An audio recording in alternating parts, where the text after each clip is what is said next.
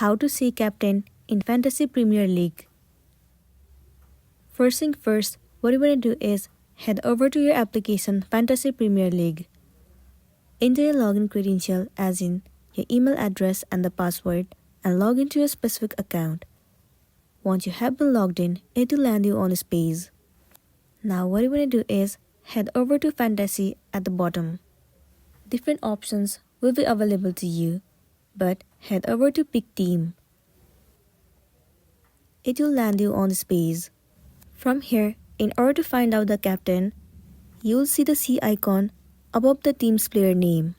You can see the icon of C over here, which means that this player is the captain of the team. Now if you want to change the captain, then what you want to do is click on the player name that you want to make a captain. The profile of the player will pop up. At the bottom left corner, the option of captain will be visible to you.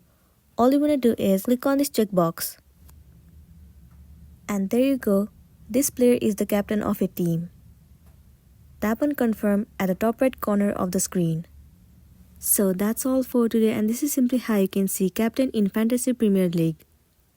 Make sure to smash the like button and consider subscribing if you found this video helpful. We'll see you in the next one.